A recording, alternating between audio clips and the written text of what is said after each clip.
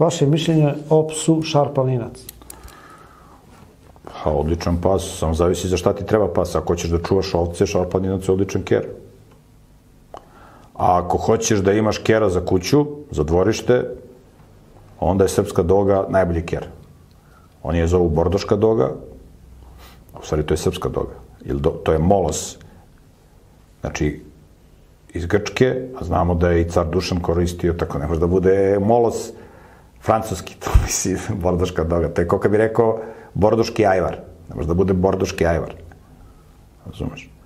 Znači, ali oni su uzeli to kera i dali mu tako ime. Znači, bordoška doga, u stvari to je srpska doga. To je najbolji ker za dvorište. Miran, voli decu, najpametniji ker, sigurno.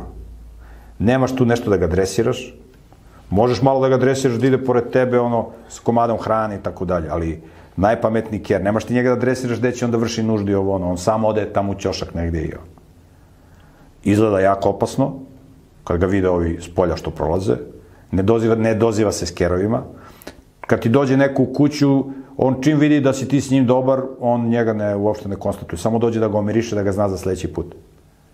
Znači, ubedljivo najbolji ker. Ja ću imati, šta je sad,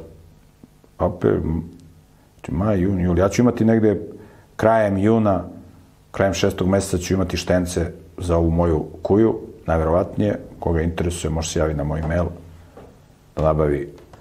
Znači, imam stvarno kuju od najjačih roditelja i štenci će biti od nje i od oca koji isto izuzetno, znači, mnogo jake reference, tako da koga interesuje da nabavi rasnog kera, ubedljivo najpametnijeg, čuvar kuće, voli decu. Šarpalinac je da ako imaš ovce da čuvaš. On je za tu svrhu namenjen. Zavisi za šta ti treba. Razumeš?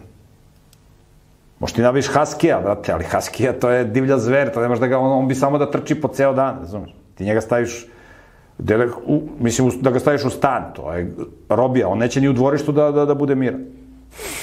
Razumeš? Šarpalinac je ker da čuva ovce. Sad ti njega držiš u dvorištu, mislim, nije on za to namenjen. Razumeš, možeš ti lava da držiš u dvorištu, ali nije on za to namenjen. Mislim, zavisi da šta ti treba, ker. Znači, ljudi kad biraju psa treba da mu odrede namenu, tako? Razumeš, to ti isto kao kad kola kupuješ.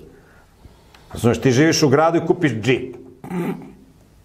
Za grad ti treba mali auto da se provučeš, razumeš, da što pre stigneš ako živiš u gradu, razumeš, neki Punto, neki Fiat Seicento ili tako neki mali Viu Golf 2, razumeš, koji malo troši i svuda prolazi. A ako ideš na planinu, onda ti treba džip, razumeš.